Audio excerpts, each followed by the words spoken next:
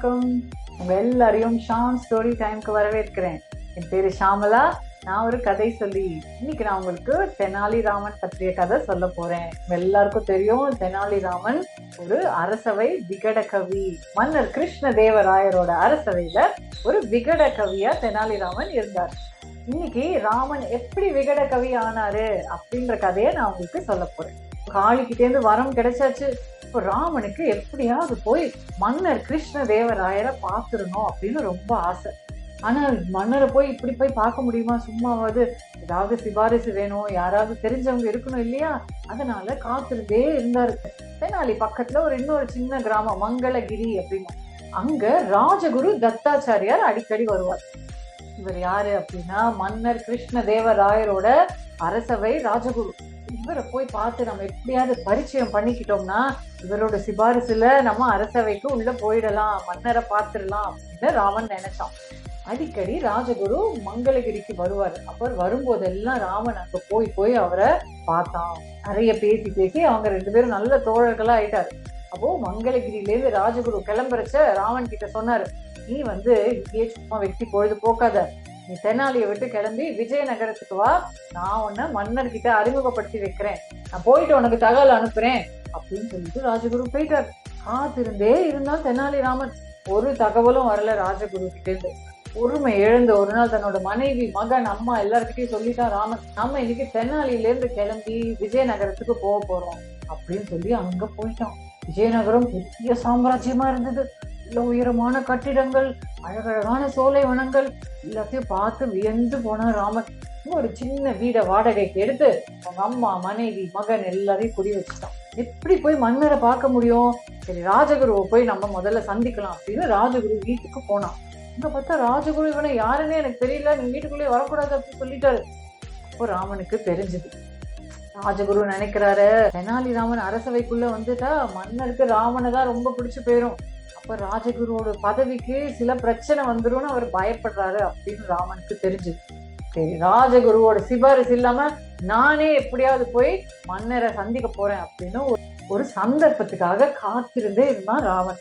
ஒரு நாள் மன்னர் விஜயநகர சாம்ராஜ்யத்துல இருக்கிற எல்லா மக்களையும் அழைத்து விடுத்திருந்தார் அரசவைக்கு. ஏன் அப்படின்னா மாயாஜாலம் செய்யற ஒரு கெட்டிக்காரன், ஒரு வித்தைக்காரன் அன்னைக்கு அரசவைக்கு வரப்போறோம். எல்லா மக்களும் படைப்படையா திரண்டு அரசவைக்கு போனாங்க.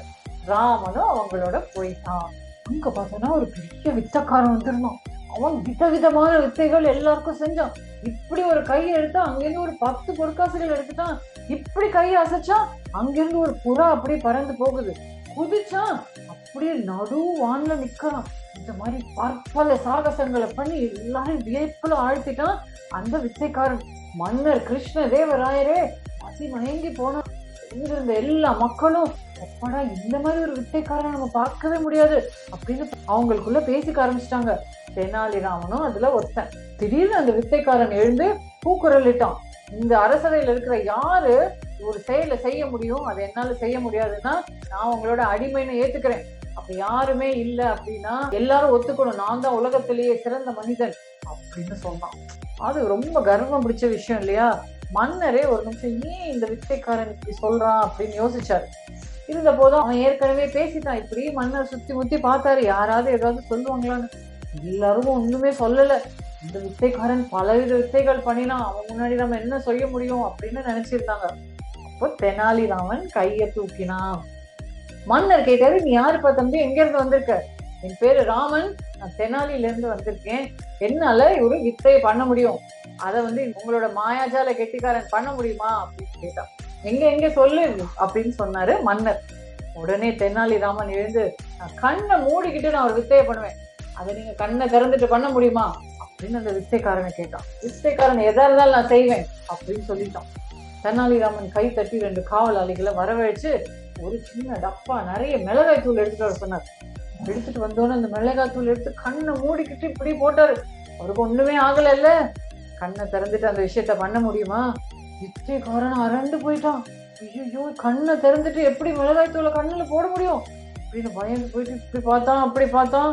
டபக்குன்னு மன்னரோட காலில் விழுந்தான் சாஷ்டாங்கமா. ஐயோ மன்னரே, என்ன மன்னிச்சிருங்க, என்னால இது பண்ணவே முடியாது அப்படி சொன்னான். மன்னர் இப்படி பார்த்தாரு.